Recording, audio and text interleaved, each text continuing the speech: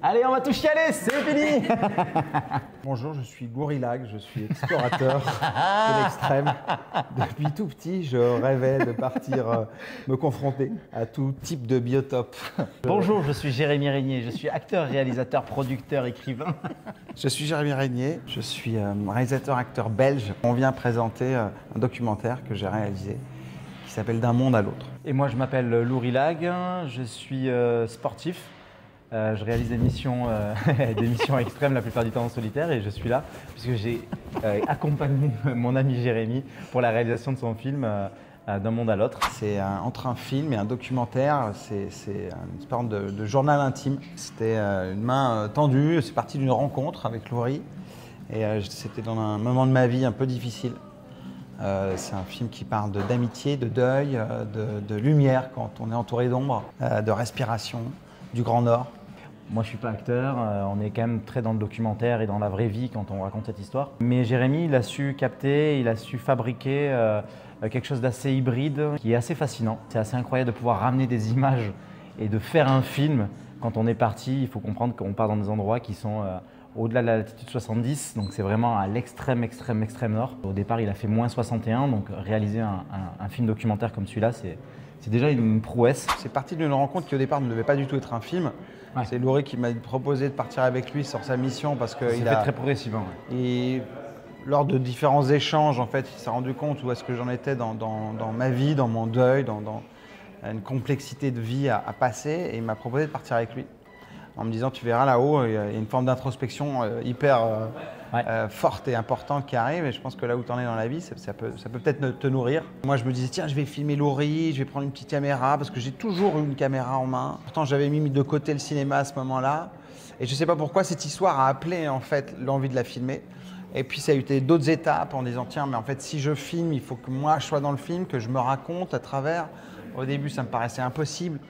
Et puis après, j'ai joué au jeu, j'ai été de plus en plus transparent et tout ça a permis jusque même à l'arrivée au montage du film où tout d'un coup, j'ai dû faire aussi un travail d'introspection en me disant tiens, à quel point qu'est-ce que tu veux raconter, je peux me libérer et libérer la parole et parler de moi sans que ce soit impudique, sans que ce soit too much. Voilà, j'ai dû vraiment faire ça en plusieurs étapes. Le but de ce film documentaire, c'était de pouvoir toucher l'histoire du deuil qui est un sujet universel. À chaque fois qu'on finit la projection, les gens se sont très concernés. Finalement, ce sujet, c'est pas simplement le deuil de Jérémy et le mien, c'est le deuil de Monsieur Tout-le-Monde. On est parti chercher la merde, on a trouvé vraiment ce qu'on cherchait. On cherchait un petit ours blond. Ouais, où était-il? Alors moi, j'étais en plein deuil, c'était très particulier parce que mon papa était mourant, donc en fait, j'étais en deuil du vivant. J'ai dit 15 fois au revoir à mon père, enfin, j'étais au bout quoi, déjà avant qu'il décède. Ma mission, elle était déjà en place avant que mon papa tombe malade. C'est lui qui m'a plus ou moins donné l'autorisation de partir en me disant qu'il m'attendrait.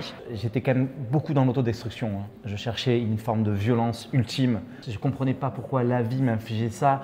Et donc j'étais quand même dans une forme de méchanceté, de violence, de cruauté. Et quand je rencontre Jérémy, quand on se rencontre tous les deux, lui, il est aux antipodes de moi, quoi. C'est assez extraordinaire. Il a une distance, il a déjà traversé une longueur, il est déjà passé par plein d'étapes aussi dans son deuil, le renfermement, une forme de dépression, il a essayé de partir marcher, il a fait plein de choses. Il y a une forme de choc qui opère entre nous. Et la vie nous a démontré qu'il m'a considérablement aussi emmené dans son univers, qui m'a permis de m'apaiser, qui m'a permis de me libérer considérablement aussi d'une partie de moi que j'avais plus envie d'être dans ma vie. Ça m'a mis devant mes démons, ça m'a mis devant la personne que j'étais. Et grâce à la sagesse, à la patience, à la gentillesse, à la douceur, eh bien, j'ai pu emprunter un nouveau chemin dans ma vie. Et donc, c'est pas du tout ce que j'étais venu chercher, mais finalement, c'est la réponse que j'ai trouvée.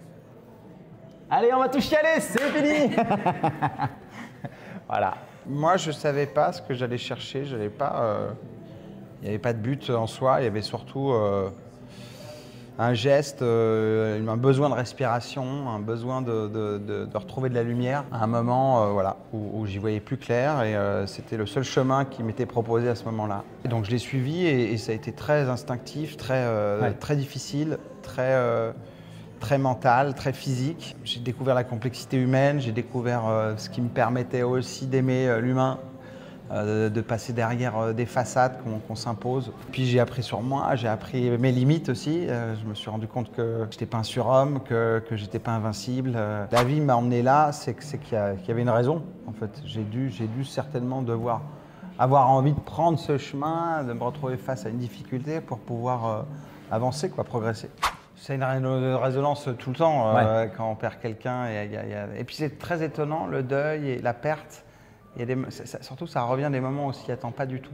Par exemple, la neige, c'est quelque chose qui me ramène à Gaspard, alors que c'est très personnel.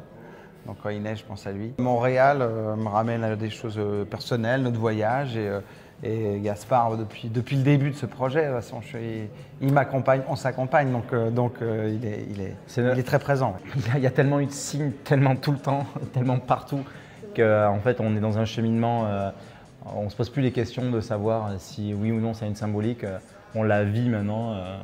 Et il y a des moments qui sont très forts. Mais de se retrouver ici, ouais, on est très content. En tout cas, moi, je suis hyper content de revenir ici pour présenter le film. C'est un film qui est de chez vous, quasiment. Même s'il a débuté en Alaska, il y a quand même 3/4 du film qui se passe dans les territoires du Nord-Ouest. En tant qu'acteur, ça s'est fait assez vite. Et donc, j'ai tourné 2 projets depuis. Assez vite. Il a repris en rentrant, quand même.